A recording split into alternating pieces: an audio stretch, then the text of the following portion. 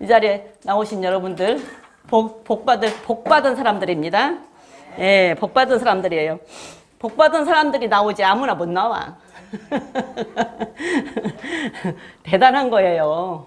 이렇게 나온다는 거 보통 일 아닙니다. 대단한 거예요. 나오기 싫어도 조금 힘들어도 조금 귀찮아도 지금 나왔던 이것이 언젠가는 내가 지킨 그것이 나를 지켜준다고 그랬잖아요. 그래서 우리가 주의를 지킨다고 하면 내가 주의를 지키는 걸로 생각을 하는데 아니에요. 그 안식일이 나를 지켜주는 거라고.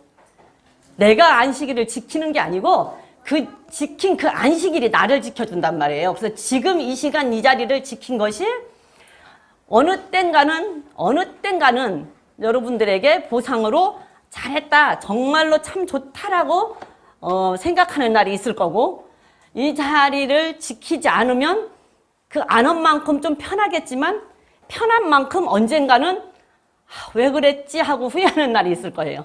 제 말 아니에요. 제가 무슨 억하심정이 있어서 그런 말, 제 말 아니고 그런 날이 분명히 있을 겁니다. 예. 근데 여러분들은 그렇지 않잖아요. 그래서 이 자리에 나오신 분들은 복받은 자들입니다. 예, 하나님의 은혜를 사모해서 나온 여러분들 복받은 자들. 우리가 예수 믿고 예수 믿은 자가 하나님 앞에 병고침을 받는 거, 그 다음에 하나님 앞에 복을 받는 거 당연한 거죠. 예, 당연한 거예요. 당연한 건데 병을 고침받기 위해서, 복을 받기 위해서 예수를 믿으면 안 되죠. 우리의 궁극적인 목적은 뭐다? 그렇죠. 우리의 궁극적인 목적은 하나님을 경외하고 하나님의 나라를 가는 게 궁극적인 목적이에요. 우리의 목적은 하나님을 이 땅에 살면서 경외하고 하나님을 찬양하고 살다가 하나님 나라에 가는 게 우리에게 그게 목적이란 말이에요. 그건 목적이고, 하나님을 경외하고 말씀에 순종하고 이 땅에서 살아간 결과로 나타나는 것이, 결과로 맺어지는 것이 병고침 받는 은혜고 복 받는 은혜고 문제 해결 받는 은혜란 말이에요. 그래서 그거는 우리가 산 결과물이에요. 우리가 말씀대로 순종하고 하나님을 경외하고 산 결과물이지 목적은 아니라는 얘기예요. 궁극적인 목적은 우리가 말씀 순종하고 하나님 경외하고 살다가 하나님 앞에 가는 게 궁극적인 목적이에요. 그러나 그 목적대로 산 우리가 병고침을 받고 그 다음에 축복을 받고 문제 해결을 받고 우리의 기도하는 기도의 응답을 받는 건 당연한 거예요. 그게 우리의 권리고 우리의 축복이에요. 그리고 우리는 우리 누군가에게 말할 수 있고 누군가에게 의지할 수 있고 누군가에게 내 모든 것을 맡기고 해결해달라고 할 수 있는 그분이 계시기에 우리는 정말 복받은 자들이고 감사한 자들이 따지고 보면, 그래서 이 자리에 나온 여러분들은 복받은 자들입니다. 예, 우리가 계속 은사에 대해서 이제 방언에 대해서 보고 있어요. 방언에 대해서 보고 있고 예언에 대해서 보고 있는데, 방언의 은사도 있고 예언의 은사, 가르치는 은사, 믿음의 은사, 사랑의 은사, 은사가 많이 있잖아요. 근데 그 은사들은 우리가 또 말한 것처럼 하나님 나라에 가는 길에 하나의 우리를 견고하게 서서 흔들리지 않게 우리에게 확실하게 증거를 보여주기 위한 하나의 표적이고 하나의 도구일 뿐이다. 그래서 그거는 정말로 우리가 잘 사용을 해야 된다. 은사 굉장히 중요한 거예요. 은사가 없으면 안 돼요. 그래서 은사는 굉장히 중요한 거예요. 왜? 내가 그거를 은사를 체험함으로 인해서, 내가 은사를 받음으로 인해서 그걸로 인해서 내 믿음이 날마다 성장이 되고 내가 견고해지고 흔들리지 않고 끝까지 갈 수 있는 힘이 생긴단 말이에요. 그렇기 때문에 은사는 굉장히 중요한 건데 그 은사를 잘 사용을 해야 되고 그것을 잘 써야지, 잘못 쓰면 안 있음만 못하다. 그래서 우리가 그런 것들에 대해서 좀 분별하고 판단하고 흔들리지 말기 위해서 계속 지금 은사를 계속 보고 있거든요. 이게 여러분들이 참고하시기를 바라요. 참고하시기를 바라고, 방언의 은사에 대해서도 방언을 하라 하지 말라라는 것 때문에 분분하기 때문에 어떤 것이 정말 유익한 것이고 어떤 것이 정확하고 좋은 것인가를 알기 위해서 방언의 은사를 우리가 계속 하고 있는 거예요. 그래서 지난 시간에 우리가 볼 때, 방언을 볼 때 5절에서 고린도전서 14장 5절 6절을 보면서 방언과 예언에 대해서 이 얘기를 했어요. 방언과 예언에 대해서 이 얘기를 하면서 5절 6절 보면 나는 너희가 다 방언 말하기를 원하나 특별히 예언하기를 원한다. 방언을 말하는 자가 만일 교회의 덕을 세우기 위하여 통역하지 아니하면 예언하는 자만 못하다. 이 말씀을 드렸어요. 그래서 이 말씀은 개인적으로 할 때 이 얘기가 아니라 회중 가운데, 대중 가운데 예배 드리는 가운데에서 하는 얘기예요. 회중 가운데, 대중 가운데 예배 드리는 가운데 대중적인 기도를 할 때, 그 다음에 설교할 때 설교하면서 갑자기 설교를 하면서 방언을 했다. 중간에 방언이 나와서 방언을 했던 거야. 성령이 지금 우리 교회는 그런 것이 없지만 진짜 성령의 역사를 해가지고 목사님이 방언을 하다가 설교를 하다가 갑자기 방언으로 여러분들에게 예언을 할 수가 있어요. 그러면 그때 통역하는 자가 있어야 된다는 얘기예요. 그때 통역하는 자가 없으면 그 방언은 아무 의미가 없다라는 얘기예요. 그때 그 방언은 아무 의미가 없어. 못 알아들으니까.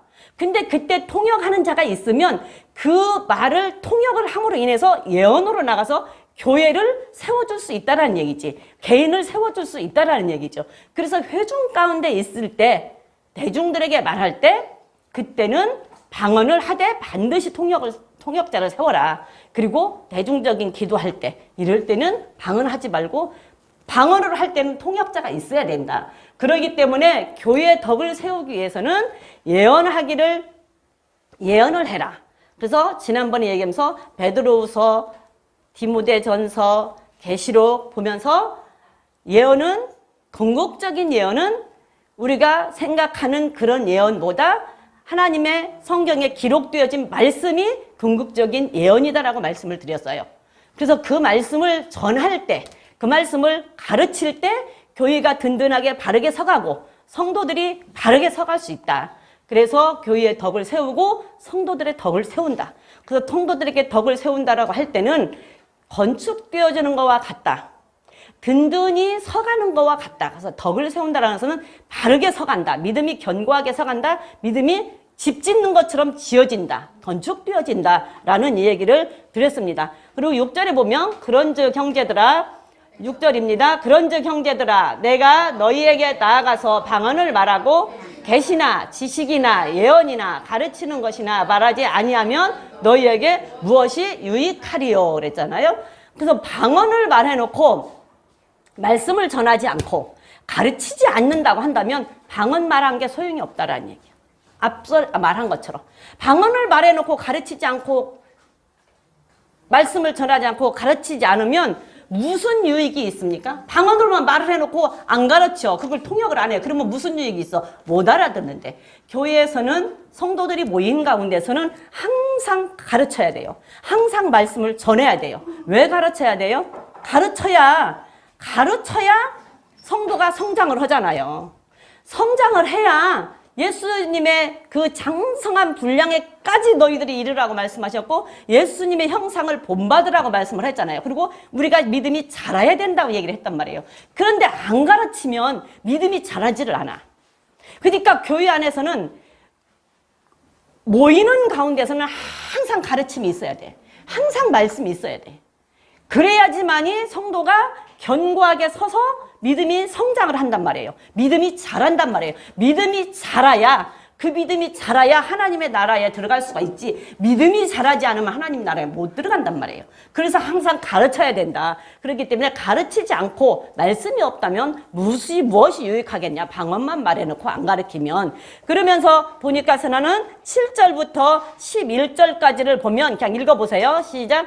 혹 전하 검은고와 같이 생명이 없는 것이 소리를 낼 때에 그 음의 분별을 내지 아니하면 저부는 것인지 검은고 타는 것인지 어찌 알게 되리요. 만일 나팔이 분명치 못한 소리를 내면 누가 전쟁을 예비하리요. 이와 같이 너희도 혀로서 알아듣기 쉬운 말을 하지 아니하면 그 말하는 것을 어찌 알리요. 이는 허공에다 말하는 것이라. 세상에 소리의 종류가 이같이 많되 뜻없는 소리는 없나니 그러므로 내가 그 소리의 뜻을 알지 못하면 내가 말하는 자에게 야만이 되고 말하는 자도 내게 야만이 되느니라. 이 말씀만 보면 방언 알아듣지도 못하는데 뭐하러 하냐. 하지 마라. 소용없다 그 말이야. 왜? 세상에 모든 악기들이 있어요. 피아노가 있고 드럼이 있고 기타가 있어. 그러면 기타는 기타 소리를 내야 되고 드럼은 드럼 소리를 내야 되고 피아노는 피아노 소리를 내야 되는데 피아노가 드럼 소리를 내면 어떻게 되겠어요? 뭔 의미인지를 모르잖아. 피아노에서 드럼 소리가 난다. 그러면 이거는 뭔 의미인지를 몰라. 그러니까 나팔수는 나팔을 불어서 전쟁을 알려야 되는데 나팔수가 나팔 소리인지 피리 소리인지를 모르면 어떻게 전쟁을 대비하고 피하고 준비를 하겠습니까? 그런데 알아듣지도 못하는 방언, 알아듣지도 못하는 소리를 이렇게 뜻없는 소리가 없어서 다 제각기 뜻을 가지고 있는데 왜 너희들은 알아듣지도 못하는 말을 하냐? 그 알아듣지도 못하는 말을 하면 말하는 너를 볼 때 내가 참 야만이라고 생각을 하고 또 듣는 나를 볼 때 저쪽에서 나를 야만이라고 생각한다 그 말이에요. 그렇기 때문에 방언은 소용이 없다. 그러니까 방언은 하지 말아라라고 여기에서는 그렇게 들릴 수가 있어. 그런데 결과적으로 마지막 절에 가면 14장 마지막 절에 가면 방언을 하라고 돼 있어요. 방언을 하라고. 14장 마지막 절 미리 결과를 한번 읽어볼까요? 마지막 절 결과를 한번 39절부터 한번 읽어볼게요. 시작. 그런즉 내 형제들아 예언하기를 사모하며 방언 말하기를 금하지 말라. 모든 것을 적당하게 하고 질서대로 하라. 그래서 예언을 사모하되 예언을 해서 말씀을 전해서 교회의 덕을 세워서 교회가 견고해지기를 사모하되 개별적으로는 방언하는 거 금하지 말아라. 그래서 방언은 해라. 결론은 그거예요. 결론은. 그래서 결론은 방언을 하라는데 11절까지 보고 12절 한번 볼게요. 12절 보면 시작. 그러면 너희도 신령한 것을 사모하는 자인즉 교회의 덕 세우기 위하여 풍성하기를 구하라. 그러므로 방언 말하는 자는 통역하기를 기도할지니라 이랬거든요. 자, 12절에 너희는 신령한 것을 사모하는 자인즉 교회의 덕 세우기 위하여 풍성하기를 구하라. 그래서 신령한 것이 뭐예요? 신령한 것이 뭐예요? 신령한 거, 성령, 말씀, 그쵸? 신령한 거. 자, 요한복음 14장에 가서 보면 요한복음 4장에 가서 뭐라고, 예배 드릴 때 뭐라고, 신령과 진정으로 예배할지니 그랬어요. 신령과 진정으로 예배할지니. 그러면 그 무슨 말이냐면, 성령의 인도로 따라 말씀에 의해서 예배 드려라. 다른 거 필요 없다. 그죠? 뭐 사마리아니, 뭐 어디니, 뭐 이 산 저 산 해도 다 소용없고 성령의 인도 따라 말씀에 근거한 예배 드려라. 그래서 성령과 말씀으로 예배 드려라. 그래서 성령으로 말을 해요. 근데 베드로전서 2장 2절로 가볼까요? 베드로전서 2장 2절에 가보면 너희는 신령하고 순전하고 신령한 젖을 사모해라. 거기서는 뭐예요? 거기서는 말씀이야. 네? 요한복음에서 볼 때는 거기는 성령으로 우리가 볼 수 있고 베드로전서 2장으로 볼 때는 갓난 아이들같이 순전하고 신령한 젖을 사모하라. 그래서 여기서 신령한 젖은 말씀이에요. 그래서 여기서 신령한 것을 사모하는 자인즉 고린도전서 14장 12절에 신령한 것을 사모하는 자인즉 그 말은 너희들은 성령을 사모하는 자인즉 바꾸면 너희들은 말씀을 사모하는 자인즉 교회의 덕 세우기 위하여. 그래서 교회. 자, 14장 2절에 14장 3절에 교회의 덕을 세우는 것은 방언이랬어요? 예언이랬어요?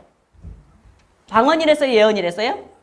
교회의 덕 세우는 건 예언이라고 그랬잖아요. 그래서 너희가 여기서 보니까 너희는 성령을 사모하는 자인즉 교회의 덕을 세우기 위해서 예언이 풍성하기를 기도해라. 말씀이 풍성하기를 기도해라. 성령이 풍성하기를 기도해라. 다시 말하고 그 다음에 14절을 보면 네가 만일 방언으로 기도함 13절 그러므로 방언을 말하는 자는 통역하기를 기도해라. 그러니까 교회의 덕을 세우기 위해서 너희들은 신령한 것을 성령을 사모하는 자인즉 교회가 견고하게 서기 위해서 성도들이 견고하게 서기 위해서 예언이 풍성하기를 기도해라.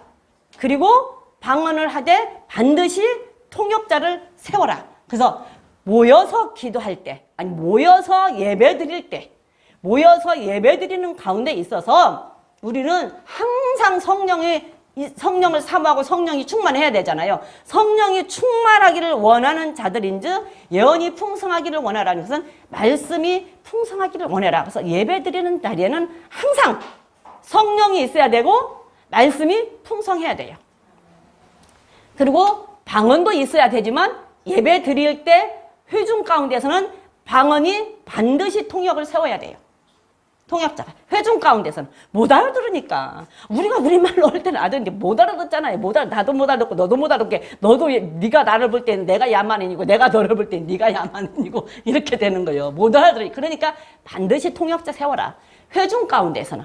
그렇지만 분명히 너희들은 성령을 사모하는 자이기 때문에 말씀이 풍성하기를, 예언이 풍성하기를.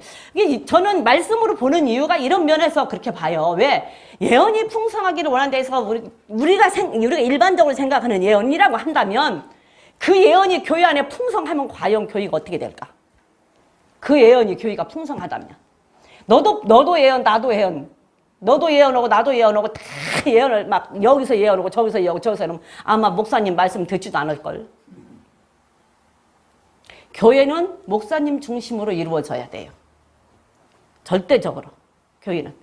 그래서 목사님이 전하는 말이 항상 목사님이 말할 때 이게 내 말 아니고 성경이라고 하면 믿으라고 하잖아요. 목사님이 전하는 말이 목사님의 삶이 우리가 볼 때 목사님의 삶이 목사님의 전하는 말이 성경에서 벗어나지 않는다고 한다면 목사님 중심이어야 돼. 교회는. 절대적으로. 그렇지 않으면 안 돼. 근데 예언이 만약에 풍성하다. 그러면 몰라요. 제가 잘못했는지 몰라. 근데 저는 그렇게 깨닫기 때문에 저는 그렇게 말을 해요. 예언이 풍성하다고 한다면 과연 목사님 말이 얼마나 다를까? 저는 그런 거 많이 봤거든요. 많이는 안 봤지만 봤어요. 교회에서 예언한다고 하는 사람이 나오면 그 다음에는 목사님 말을 안 들어요. 그 사람 말 추종하고 그 사람 말 따라가. 왜? 그 사람이 말해주니까. 목사님은 말을 안 해줘. 뭔 상담을 해도.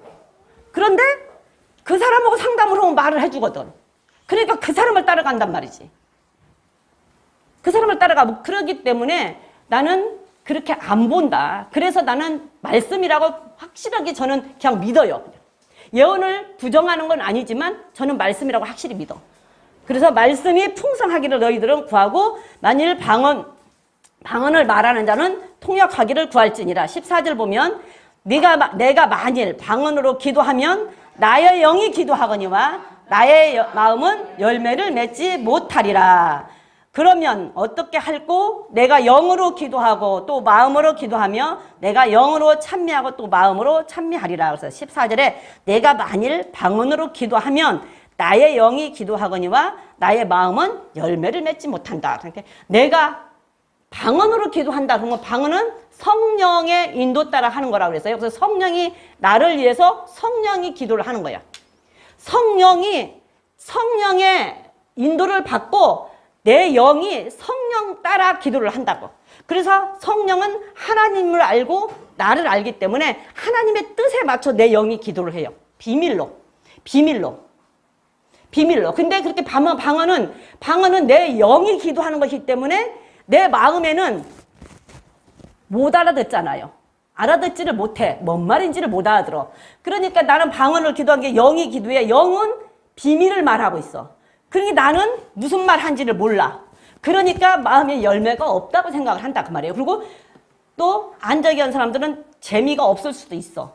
왜? 우리말로 기도를 해야 내가 무슨 기도를 했는지를 알잖아. 내가 원하는 기도를 다 할 수 있잖아. 이것도 주세요. 저것도 주세요. 이거 해주세요. 저거 해야 되는데 우리 누구도 잘 되게 해주세요. 누구도 잘 되게 해주세요. 다 이런 걸 해야 되는데 영어로 기도하면 그게 아니잖아. 그냥 방언으로 기도하잖아요. 방언으로 뭔 말인지도 모르고 방언으로 기도한단 말이지. 그렇기 때문에 마음에 열매를 맺지 못했다고 생각을 할 수도 있다라는 얘기야. 근데 그거는 몰라서 하는 소리다. 영으로 기도한다라는 것은 내가 영으로 기도한다 해서 방언으로서 영으로 기도한다라고 하면 그냥 이 스위치를 여기다 꽂은 것처럼 하나님하고 직접 콘센트를 꽂은 거나 마찬가지라. 왜? 영과 영이 대화를 하기 때문에. 영과 영이, 우리 영이 중요하잖아요. 영과 영이 대화를 한단 말이지. 하나님과 영과 영이 대화해서 비밀로 말을 한다. 그러면 영과 영이 대해서 비밀로 말을 할 때 통변의 은사를 받은 사람이 옆에 있다고 생각을 하면 통변의 은사 받은 사람이 옆에 있는데 내가 방언으로 비밀을 기도하는데 이 통변의 은사 받은 사람이 내가 방언하는 모든 것을 다 알아들을 수 있다? 알아들을 수 없다. 어떻게 생각하세요? 예? 못 알아들어요. 알아들을 수 있을 때가 있어요. 특별한 경우에 알아듣지. 왜? 영어로 지금 비밀을 말하고 있는데 옆에서 통역의 은사 받았다고 다 알아듣는다? 그럼 비밀이 아니죠. 그러면 비밀이 아니지. 알아들을 때가 있어. 특별한 경우에 알아들을 때가 있지. 다 알아듣진 않는다. 다 못 알아들어요. 내가 기도하고 있는데 옆에서 통역은사 받았다고 통역은사 받은 사람이 앉아서 다 듣는다? 예를 들어서 영어로 기도를 할 때 영어 할 줄 아는 사람이 앉아있으면 그 영어는 듣겠지. 근데 지금 이거는 그런 영어가 아니잖아요. 방언은 그런 영어가 아니란 말이에요. 영어 방언을 받았다 할지라도 그런 영어가 아니야. 그래서 통변의 은사를 우리가 생각하는 통변의 은사를 받았다고 해도 내가 방언을 기도하고 있는 그 기도가 그 사람이 다 알아듣지는 못한다. 알아들을 수 있는 때가 있다. 특별한 경우에만 알아듣지 다 알아듣지는 못한다. 왜? 영이 지금 비밀을 말하고 있는데 영이 비밀을 말하고 있는데 그 비밀을 알아듣는다고 한다면 이 사람이 다 내 기도를 다 알아듣는다고 한다면 그건 비밀이 될 수가 없어요. 그래서 알아듣지 못한다. 통변의 은사를 받았다 할지라도 알아듣지를 못한다. 근데 글쎄 저도 그게 어떻게 알아들릴까? 맞으면 그 기도를 할 때 방언으로 기도를 할 때 어떻게 알아들릴까 궁금하기도 한데 그러다 보니까 생각나는 게 하나 있었어요. 생각나는 게 하나 있었어요. 옛날 얘기인데 옛날 얘기. 그전 교회에 있을 때 조금 그런 무슨 사건이 있은 경우가 있어요. 근데 그 집을 위해서 이제 계속 그 작정 기도를 하고 할 때거든. 작정 이제 사모님 계시고 할 때. 그런데 나는 그게 통변이라고 생각을 하는데 게 그런 것들이 살짝 그 경험은 한번 해봤다는 얘기지. 경험은. 밤마다 와서 이제 성도들이 교회에서 잔단 말이에요. 교회에서 자면 괴로워. 어떤 사람은 2시에 오는 사람, 3시에 오는 사람, 10시에 오는 사람이 갖고 그냥 기도하다가 자고 그럼 어떤 사람은 새벽 3시, 4시까지도 계속 이제 와. 그냥. 그러면 기도하다 자고 이제 이렇게 하면서 새벽 예배까지 드리고 가고 하는데 한날 그 집에 이제 그 작정 기도한 집에 나도 이제 가서 교회 가서 기도하고 잔다고 누워있는데 그 사람이 늦게 왔어. 새벽 2시인가 3시인가에 와갖고 기도한다고 앉아서 방언으로 뭐라고 하는데 내 귀에 이상한 말이 들리더라고. 좀 별로 좋은 얘기가 아니라서 말하기는 좀 그런데 이상한 말이 딱 2-3마디가 들렸어요. 2-3마디가. 그리고 잊어버렸어. 그러고 잊어버렸는데 그냥 이렇게 생각을 하면서 기도하면서 이렇게 생각을 하는데 아니 이 말씀을 준비해서 생각했는데 그 생각이 갑자기 났어. 그래서 혹시 그런 식으로 알아들려지나? 그런 생각을 해봤어요. 혹시 그런 식으로. 근데 분명하게 귀로 들린다고 했거든요. 그런데 또 하나는 제가 이제 한 3주 전쯤에 이 얘기야. 3주 전쯤에 제가 여기서 말씀을 전하고 여기서 기도하는데 이렇게 말하면 좀 어떻게 생각할지 모르는데 기도하는데 기도를 하는 중간에 살짝 기도가 좀 이렇게 힘이 받아지는 느낌이 들더라고. 기도를 하는데 그런데 그 순간에 아무 생각이 없이 그냥 방언만 했어요. 나는 이 마음에서 생각하는 것도 없이 아무것도 없어. 마음에서 생각하는 그런 것도 아무것도 없이 그냥 방언만 맞으면 무의식에서 방언하는 것처럼 그냥 방언만 하는데 내 귀에 들려. 그냥 그 방언의 소리가 들리는데 여러분들 어떻게 생각하실지 모르겠어요. 근데 내 귀에 들리는데 하나님이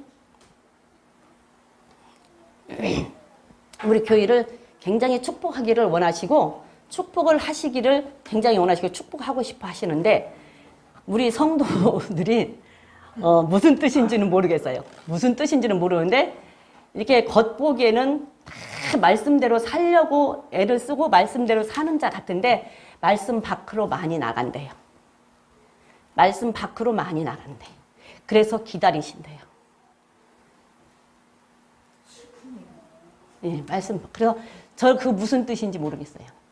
근데 그 얘기를 하고 싶은데 안 했는데 지금 오늘 왜 이 얘기를 하는지 이렇게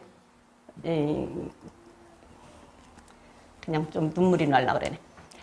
갑자기 기도를 아무 마음에서도 생각도 없고 뭣도 아무것도 없이 그냥 방언 기도를 한참 하는데 확 뭔가 이렇게 힘이 받는 느낌이 드는데 그 순간 내 귀에 들리는 것 같아. 그냥 내 방언 소리가 내 귀에 들리는 것 같은데 그렇게 우리 교회를 하나님은 축복하시기를 원하시고 축복하시려고 하신다고 그리고 축복을 하실 거래요. 그런데 우리 성도들이 말씀대로 살기를 원하고 말씀대로 겉으로 보기에는 다 말씀대로 사는 것 같은데 말씀 밖으로 많이 나간대.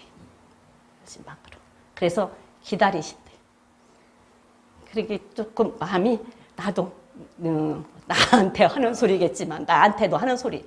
나한테도 하는 누구에게나 다 마찬가지. 누구에게나 다 마찬가지. 하나님은 기다리신다고. 그렇게. 그래서 혹시 통역의 통변의 은사를 받으면 이렇게 들리나? 이런 것을 이렇게 맞으면 체험으로 이렇게 들리나? 이런 체험을 저는 한번 해봤어요. 그런 체험을. 그래서 통역의 은사를 받아도 다 들리진 않는다. 그래서 우리 성도들이 그게 하나님 무슨 의미인지 무슨 뜻인지 어떻게 말한 것인지는 모르나 각자 듣는 사람에 따라서 다르겠지만 우리 좀 더 각자 본인들이 알 거예요. 맞습니다. 바르게 좀 더 하나님 앞에 진실하게 삽시다. 네, 진실하게. 그러면 분명히 하나님은 우리 교회를 축복하실 거예요. 교회를 축복하실 거래요. 자, 그리고 방언어를 말하는 자는 통역하기는 내가 그다음에 14절 봤죠? 14절. 그러면 15절에 그러면 어떻게 할꼬? 내가 영으로 기도하고 또 마음으로 기도하며 내가 영으로 찬미하고 또 마음으로 찬미하리라. 그래서 영과 우리 마음은 따로야. 그렇죠? 영과 육이 따로인 것처럼 마음에는 느낌이 있고 감정이 있잖아요. 영은 그런 게 없어요. 그래서 영은 영으로 비밀로 방언을 한번 말을 하고 기도하고 내 마음은 마음에서 또 기도하고 그래서 방언으로 기도를 하면 어느 때는 아무 생각 없이 기도를 할 때가 있어요. 아무 생각 없이. 어느 때는 내가 영어로는 방언을 하면서 자식을 위해서도 기도하고 교회를 위해서도 기도하고 이럴 때가 있지만 어느 때는 아무 생각 없이 기도를 그냥 막 하다 보면 이게 영과 영이 통해서 이 스위치가 통해서 이렇게 교류되는 것처럼 순간적으로 뚜렷하게 기도의 제목이 생각날 때가 있어. 내가 생각하지 못하는 기도의 제목들이 뚜렷하게 생각날 때가 있다고. 그거는 그럴 때 하나님께서 기도하라고 우리에게 말씀해 주시는 거야. 이 기도의 제목에 대해서 뚜렷하게 이거에 대한 기도를 하라고 말씀해 주신다.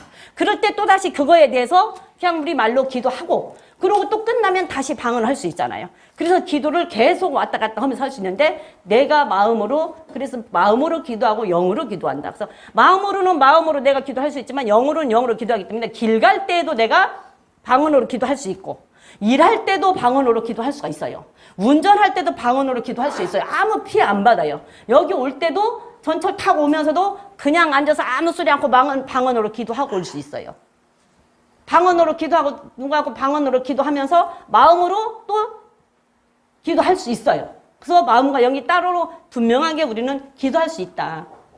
그래서 내가 영으로 기도하고 마음으로 기도하고 영으로 찬미하고 마음으로 찬미하고 그래서 분명히 이렇게 할 수 있다라는 얘기를 말씀드리고 16절에 보면 자 그렇지 아니하면 내가 영으로 축복할 때 무식한 처지에 있는 자가 내게 무슨 말을 하는지 알지 못하고 내 감사에 어찌 아멘하리요. 너는 감사를 잘하였으나 그러나 다른 사람은 덕세움을 받지 못하리라. 자, 여러분들 이 말은 무슨 말이냐면 예를 들어서 목사님이 축복기도 할 때 누구 축복기도 해줄 때 방언으로 막 기도했다고 생각을 해봐. 응? 내가 가서 누구 기도해준다고 막 방언만 했어. 누구 기도한다고 방언만 하고 그냥 아멘하고 끝났어. 그러면 그 사람이 지금 뭔 말인지 알아요? 몰라요? 이게 무슨 기도를 한 줄 알아야 아멘을 하지. 그리고 무슨 기도를 한 줄 알아야 내가 용기를 얻고 무슨 기도를 한 줄 알아야 내가 위로를 받고 무슨 기도를 한 줄 알아야 내가 교훈을 받지. 그 말이에요. 그렇기 때문에 네가 기도를 축복기도 할 때는 기도를 하면 너는 무슨 생각으로 기도를 했기 때문에 너는 그 기도를 해줬다고 생각을 하나 그 사람은 알아듣지를 못하니까 덕을 세우지 못한다. 그 사람을 세워주지 못한다는 얘기야. 그 사람을 맞으면 권면해주지 못하고 그 사람에게 용기를 주지 못하고 그 사람에게 위로를 주지 못한다라는 얘기예요. 그래서 방언으로 기도하지 말아라. 누구 기도해줄 때 방언으로 기도하지 말아라. 그 뜻이에요. 누구 기도해줄 때 그래서 방언으로 기도하지 말아라. 그 말이고 10절에 보면 18절에 보면 내가 너희 모든 사람보다 방언을 더 말함으로 하나님께 감사하노라. 그러나 교회에서 내가 남을 가르치기 위하여 깨달은 마음으로 5마디 말을 하는 것이 1만 마디 방언으로 하는 것보다 나으니라. 사도 바울이 얘기했잖아요. 나는 방언을 참 많이 한다. 사도 바울은 방언을 많이 하고 예언도 많이 하잖아요. 많이 가르치기도 하니까. 그런데 방언을 나는 참 많이 한다. 그렇기 때문에 하나님 앞에 감사하다. 방언을 많이 하기 때문에. 그런데 가르칠 때 내가 남을 가르치기 위해서 방언으로 말을 하면 무슨 유익이 있겠어요? 어떻게 알겠어요? 근데 깨달은 말 5마디로 하는 것이 방언을 1만 마디 하는 것보다 훨씬 낫기 때문에 나는 깨달은 말로 가르친다는 얘기예요. 그래야, 가르쳐야, 아까 뭐라고 했어요? 믿음이 성장한다. 가르쳐야 이 사람이 바로 쓴다. 가르쳐야 이 사람이 천국 백성 된다. 근데 가르치지 않으면 천국 백성이 될 수가 없다. 그렇기 때문에 가르쳐야 된다. 근데 가르칠 때는 깨달은 말 5마디로 가르치는 것이 훨씬 낫지, 방언을 1만 마디 아니라 1억 마디를 한들 무슨 소용이 있겠습니까? 그래서 그럴 때는 깨달은 말로 해라. 그래서 모이는 자리에 기도할 때는 방언으로 기도하지만 모이는 자리에서는 항상 말씀이 아까 얘기한 것처럼, 우리가 아까 저 앞에서 12절에서 말한 것처럼 말씀이 풍성해야 돼. 그래서 깨달은 말로 항상 권면하고 가르치고, 항상 깨달은 말로 서로 모인 자리에서는 항상 깨달은 말로 가르칠 수 있는 자들, 권면할 수 있는 자들, 그래서 글을 세워줄 수 있는 자들, 그것이 항상 필요합니다. 교회 안에는, 성도 안에는 그것이 항상 필요하고. 20절 보면 형제들아, 지혜에는 아이가 되지 말고 악에는 어린 아이가 되라. 지혜에 장성한 사람이 되라. 율법에 기록된 바 주께서 가라사대 내가 다른 방언하는 자와 다른 입술로 이 백성에게 말할지라도 저희가 오히려 듣지 아니하리라. 그러므로 방언은 믿는 자들을 위하지 않고 믿지 아니하는 자들을 위하는 표적이나 예언은 믿지 않은 자들을 위하지 않고 믿는 자들을 위함이니, 그러므로 온 교회가 함께 모여 다 방언으로 말하면 무식한 자들이나 믿지 아니하는 자들이 들어와서 너희를 믿졌다 하지 않겠느냐 그랬어요. 자, 방언을 할 때 방언은 성령을 받았다라는 증표 중에 일부 하나라고 그랬어요. 그렇죠? 성령이 임재했다라고는 증표 중에 하나. 방언은 그렇기 때문에 믿음이 연약한 자, 그 다음에 예수를 믿으면서도, 교회를 나오면서도 말씀을 믿지 않는 자들이, 우리 방언을 막 방언 기도하면은 좀 그렇잖아. 그쵸? 안적이한 사람들은, 방언을 안 받은 사람들은 도대체 저거 뭐 하는 거예요? 그냥 우리말로 해도 되고 조용히 해도 되는데, 한 것처럼 믿음이 연약한 자들, 어린아이와 같은 믿음을 가진 자들, 그다음에 그 또 방언을 믿지 않는 자들이 들어와서 볼 때는 미쳤다고 하지 않겠냐? 응? 방언을 하면. 그런데 그래서 믿음이 연약한 자들의 증표로, 표적으로 방언은 하는 것이다. 보여준 것이다. 그러니까 성령이 임재했다, 성령 충만함을 받았다라는 증표로 보여주는 거예요, 방언은. 그런데 23절에 온 교회가 함께 모여 다 방언으로 말하면 무식한 자들이나 믿지 않은 자들이 들어와서 너희를 미쳤다 하지 않겠느냐. 아니, 22절이지. 그런데 예언은 믿음이 연약한 자들이 아니라 믿음이 있는 자들에게 보여지는 것이다. 그래서 예언은, 말씀은 믿음이 있고 말씀을 듣는 사람들은 자꾸 듣고 또 깊이 들어가고 또 깊이 들어가잖아요. 그래서 예언은 믿는 자들에게, 아니면 믿음이 좀 장성한 자들에게 유익이 돼서 표적이 되는 것이고, 방언은 좀 연약한 자들에게 하나님이 있다, 하나님이 성령 받으면 이런 일도 있다라는 것을 보여주기 위한 표적이라 그 말이에요. 그렇기 때문에 24절에 보니까, 그러나 다 예언을 하면 믿지 아니하는 자들이나 무식한 자들이 들어와서 모든 사람에게 책망을 들으며 모든 사람에게 판단을 받고 그랬잖아요. 그러니까서는 예언은 믿는 자들에게 위하는 것이다. 방언은 믿지 않는 자들에게 표적을 나타내는 것이다. 근데 교회 안에 예언이 많아서, 말씀이 많아서 가르치는 일이 많으면, 자, 믿는 자나, 이게 믿음이 연약한 자나, 믿음이 장성한 자나 다 말씀을 듣고 각자 나름대로 잘못한 사람은 죄를 얘기하면 책망이 될 것이고, 그 다음에 교훈도 될 것이고, 그 다음에 교육도 될 것이고, 그렇잖아요. 말씀을 들으면 예언은, 말씀은 연약한 자나 믿음이 장성한 자나 다 들으면 변화되고 책망을 받고 할 거 아니냐 그 말이에요. 교회 안에는 뭐라 해야 돼요? 죄인들이 들어오는 곳이에요. 그렇죠? 교회는 죄인들이 들어오는 곳이에요. 교인들이 들어오는 곳인데 죄인들이 들어는 올 수 있어요. 그런데 나갈 때도 죄인으로 나가면 안 되잖아요. 그렇죠? 교회는 죄인들이 들어올 수 있어서 별별 죄인들이 다 와요. 교회 안에는. 그런데 나갈 때도 죄인으로 오면 나가면 안 되잖아. 나갈 때는 바뀌어서 나가야지, 의인으로. 그렇죠?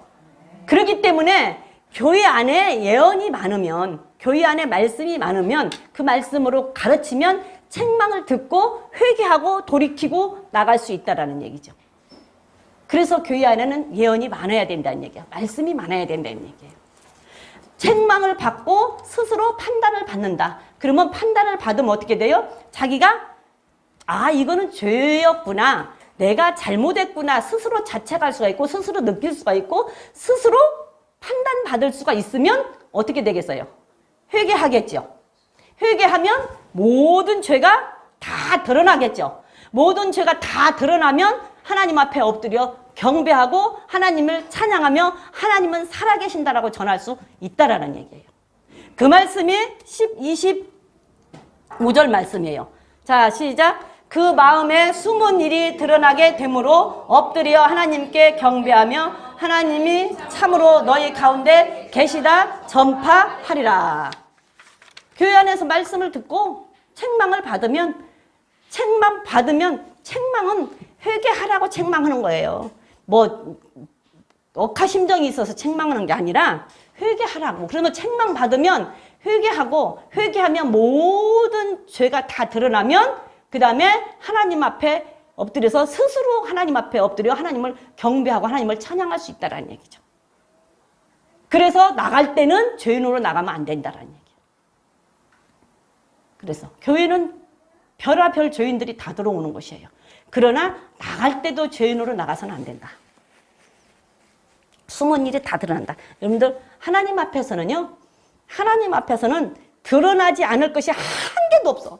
감추어질 것이 한 개도 없어요. 왜? 1분 1초도 1년 365일 피곤하지도 않으신 분이 하나님이요. 주무시지를 않으니까. 네, 주무시지를 않고 피곤하지 않는 분이 하나님. 그래서 감추어질 것이 아무것도 없고 드러나지 않을 것이 아무것도 없어서 은밀한 것까지 다 드러난다고. 다. 그래서 숨은 일이 다 드러나게 돼. 책망을 받으면. 회개를 하면. 그래서 성장을 하게 되는 거예요. 그래서 하나님 나라에 갈 수가 있는 거예요. 어떤 선생이 제자가 있는데, 제자가 셋이 있는데, 그 제자들한테 새를 한 마리 줬대. 새를 한 마리를 주면서, 너희들이 이 새를 아무도 모르는 데 가서 잡아와라. 예, 그러고 줬대요. 그랬는데, 2명은 잡아왔고, 1명만 새를 그냥 들고 왔어. 왜 들고 왔을까요? 우리 이인혁 권사님은 들었어요? 네. 1명만 그냥 갖고 왔더래. 그래서 너는 왜 그냥 들고 왔냐? 그러니까 아무리 깊이 들어가고 아무리 숨고 아무리 찾아도 하나님이 안 계신 곳이 없어서, 네, 하나님이 안 계신 곳이 없어서 그냥 못 잡고 왔다. 그래서 그 사람 하나만 통과가 됐대요. 그 사람 하나만. 하나님은 안 계신 곳이 없어. 1년 365일 1분 1초도 안 주무시고 다 보고 계신다니까. 그래서 우리 형편과 처지를 다 알고 계셔요. 다 알고 계시면서 그냥 필요 적절하게 우리를 다루시는 거야. 필요 적절하게. 필요 적절하게. 그러니까 이것도 은혜가 족합니다 해야 돼. 왜? 그 하나님의 이 퀄리티를 못 따라가니까. 하나님의 퀄리티를 따라가면 그만큼 하나님이 주실 만큼 주실 텐데 거기를 못 따라가니까 그냥 필요 적절하게 우리를 하나님께서 잘 컨트롤하고 우리를 잘 다루고 있는 거야. 그러니까 하나님이 은혜가 족합니다. 이것도 감사합니다 해야 돼. 원망 불평할 것이 아니라. 원망 불평하면 할수록 더 길어질 뿐이요. 그게 하나님이 이것도 은혜가 족합니다. 그냥 감사합니다. 감사할 수 없을 때 감사하는 게 감사지. 감사할 수 있을 때 감사하지 못할 사람이 어디 있습니까? 예? 감사할 수 있다. 그래서 범사에 감사하라 그랬어요. 범사에 감사하라는 얘기는 상황과 환경과 모든 여건이 감사할 수 없는 상황일지라도 없는 환경일지라도 감사하라는 얘기요. 그냥 감사, 그냥 감사. 그냥 감사. 그 감사가 돼요? 감사가 돼? 근데 하나님이 주시면 돼. 하나님이 주시면 되더라고. 제가 한번 이 얘기 했잖아요. 언젠가 한번. 저 여기만큼 수술자고 있거든요. 운전면허 배운다고 나 운전면허 못 배운 거지. 차를 뒤집어 엎어갖고 93년도에 여기만큼 있어서 여기 지금 이렇게 저기 이게 쇠가 심어져 있어요. 93년도에. 근데 저는 그때 제가 이 얘기 했어요, 몇 번. 그때 진짜 감사를 느껴본 게 지금도 그 감사를 느끼고 싶은 게 이게 부러졌는데 이거 수술을 해야 돼요. 그래갖고 이제 이게 부수니까 못 수술해서 며칠 있다 수술했거든요. 근데 수술을 안 할 때는 안 아파. 움직이지만 안 하면 안 아파요. 뼈 부러진데요. 안 움직이면 안 아파요. 움직이지만 안 하면 안 아파. 뼈 부러진 거. 근데 움직이지를 못해. 손 하나 까딱도 못해. 근데 움직이지 않고 가만히 있으면 안 아파. 그치? 그런데 이게 움직이면 움직이지를 못해. 아파서. 그런데 그래서 수술하기 전에는 안 움직이면 안 아프거든요. 근데 수술해 놓으면 수술한 그날 그 이튿날은 말도 못하게 아파. 이게 말도 못하게 아파서 잠을 못 잔다. 얘들도 수술해 놓으면 밤새나 울고 잠을 안 자. 밤새나. 어른도 밤새 잠을 안 자. 근데 지금은 막 진통제 이런 것을 많이 주잖아요. 무통주사를. 근데 옛날에는 그게 없었어요. 그러니까 막 못 견뎌 하면 진통제 하나 놔주고 그러면 그냥 그걸 아픈 걸 다 견뎠다고 93년도에. 그런데 이 수술을 해놨는데 이제 수술 마취 막 깨날 때부터 이제 여기 이제 부분 마취만 했으니까 이거 깨날 때부터 팔이 아픈 거야. 근데 이제 의사가 그러더라고. 오늘 저녁에 잠을 못 잘 거라고. 오늘 저녁에 잠 좀 못 잘 거예요. 이래 의사가. 그러는데 가만히 이렇게 앉아 있는데 갑자기 내 속에서 이 단전 이 속에서 아들이 안 다친 게 너무 감사하고 남편이 안 다친 게 너무 감사한 거야. 왜? 아들이 다치고 이러고 아프다고 있으면 그거 보는 게 너무 괴로울 것 같아. 아파서 못 견뎌 하면, 고통스러워하면 그거 보는 게 너무 괴롭고 내가 힘들 것 같은데 내가 고통스러운 게 오히려 감사한데 여기에서 나오더라고요. 여기에서 나오는 감사가 아니고 여기에서. 이 감사가 올라오는데 그렇게 감사할 수가 없는데 이게 막 애리던 것이 그 감사가 올라오는 동시에 이 애린 것이 없어져. 이렇게 하고 있는데.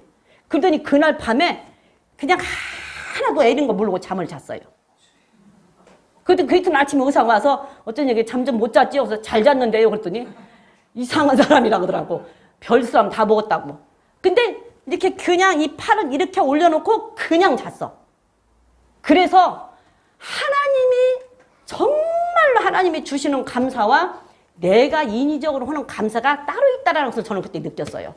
그래서 그 감사를 지금도 그런 감사를 한번 느껴보고 싶은 게 있어. 지금도. 근데 그 뒤로는 내가 한 번도 그런 감사를 못 느껴봤어. 그냥 입술로만 감사를 했지. 그러니까 그게 다르더라고. 그래서 세상이 줄 수 없는 참 평강을 너희에게 주노라 할 때 세상이 줄 수 없는 참 평강을 얻으면 어떤 환경이 와도 어떤 상황이 와도 염려 근심이 없을 것 같은 저는 확신이 있어요. 근데 그게 안 오니까 문제지. 그게 안 오니까 문제지.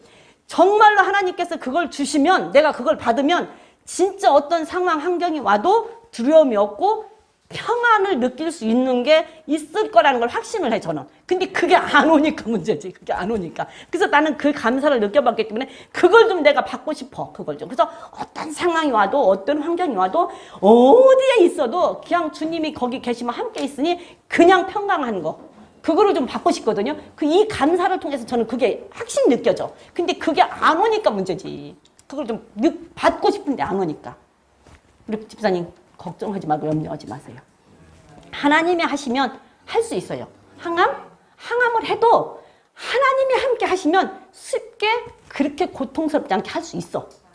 제가 그걸 느꼈습니다. 그러니까 그냥 하나님 앞에 맡기고 어차피 온 거니까 맡기고 이제 치료 과정으로 기도하니까 염려하지 말고 기도하셔요. 예, 그런 염려하지 말고. 너무 불안하고 초조하고 두렵고 하는 것은 사단이가 주는 마음이야. 하나님은 그걸 원치 않아. 어떤 환경이 와도 어떤 상황이 와도 주님이 거기에 함께 계시면 그곳이 편안한 것이야. 이 감사로 인해서 나는 그게 확실히 주님이 주시면 그 마음에 정말로 참 평강이 있을 거라는 걸 느껴져서 항상 주님 세상에 줄 수 없는 평강이 내가 좀 있게 해달라고 기도를 하는데 그게 안 오니까 문제지. 그게 네, 그게 안 오니까 문제지. 네, 그래서 정말로 하나님께서 우리에게 주시는 것은 그렇게 하나님이 내가 하면 그 다음에 회개하면 모든 죄가 다 드러난다. 그래서 어떤 것도 하나님 앞에서는 감출 것이 없으니까 그냥 내려놓고 감사하세요. 그러고 나면 내가 하나님이 살아계시다라고 전파한 자가 될 것이라는 얘기예요. 어떤 경우에도.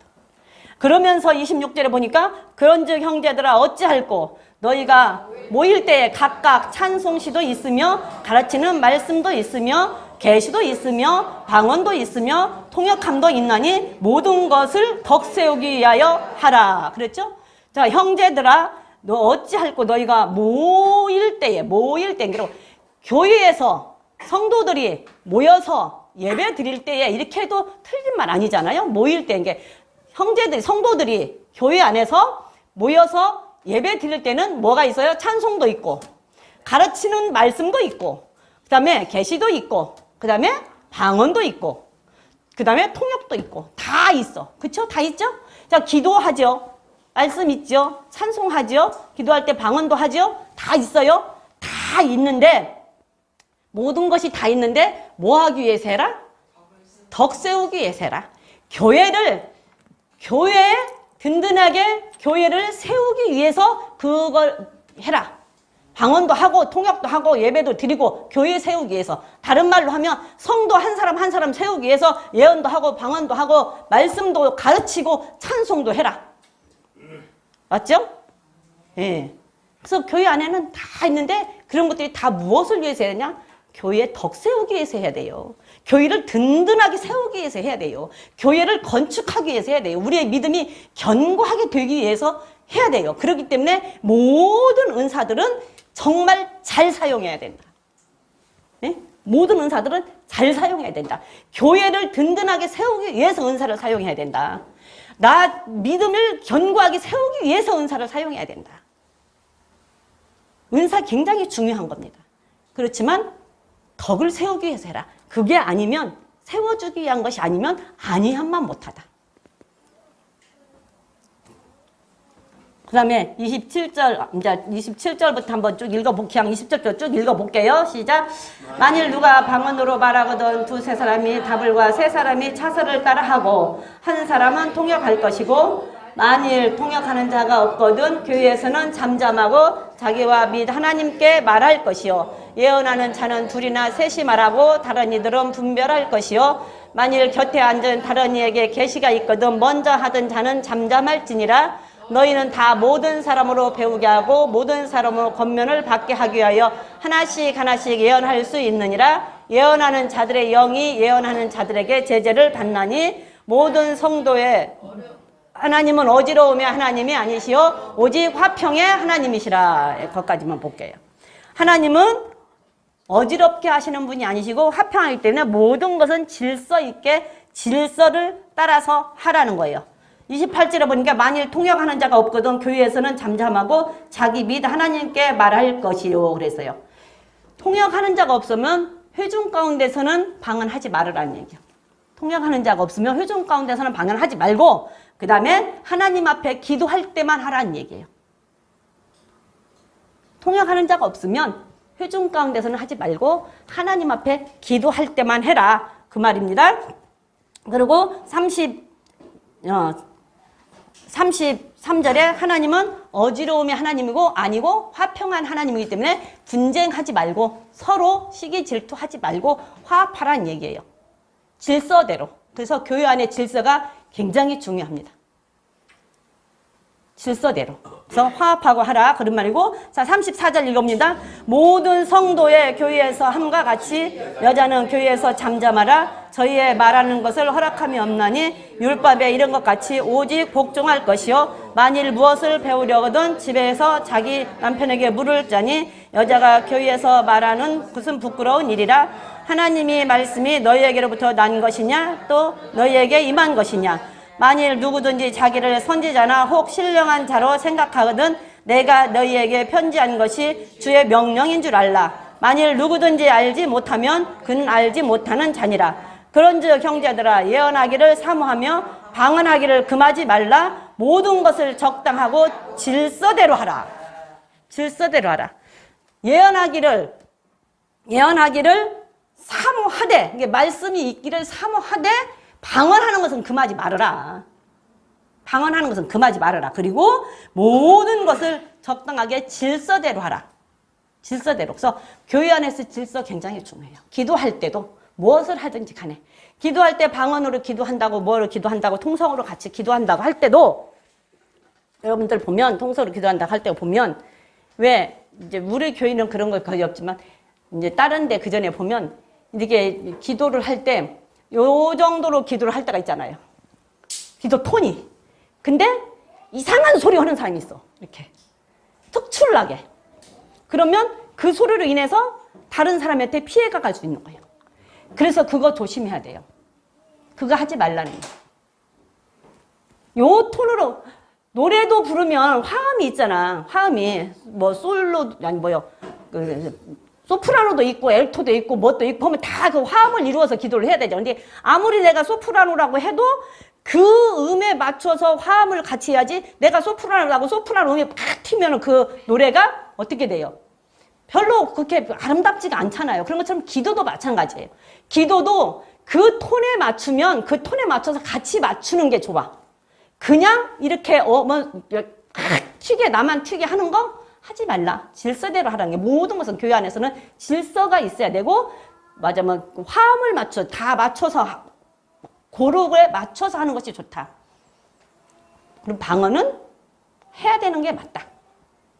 그래서 이제 다음 시간에는 방언을 어떻게 받고 어떻게 이제 방언을 어떻게 받는지에 대해서 다음 시간까지 하고 마칠 건데요. 오늘까지 방언이 해야 되냐 하지 말아야 되냐, 방언은 왜 해야 되는 것이며 방언을 할 때 어떻게 하는 것인가를 여러분한테 그냥 제 깨달은 대로 제가 깨달은 대로 했어요. 제가 깨달은 대로 제가 미흡해서 잘못 조금 부족하게 깨달은 것이 있을 수도 있어요. 그럼 나중에 좀 제가 부족한 것이 있으면 우리 목사님 나중에 할 거야. 그러니까 나는 상관 괜찮아. 나는 괜찮아. 아주 나는 든든해. 왜? 전도사니까. 목사가 아니니까. 그래서 나는 전도사만큼만 하면 되거든. 그래서 나는 조금 부족해도 그냥 이제 목사님이 다 들었잖아. 그러면 이것이 아니다. 목사님 다 체크할 거란 말이야. 그럼 나중에 목사님이 할 때 좀 자세히 할 거란 말이죠. 그래서 나는 든든해. 그래서 내가 깨달은 거, 전도사로서 깨달은 것만큼, 전도사로서 배운 만큼, 전도사로서 안 만큼 여러분들에게 알려드렸어요. 도움이 됐나요?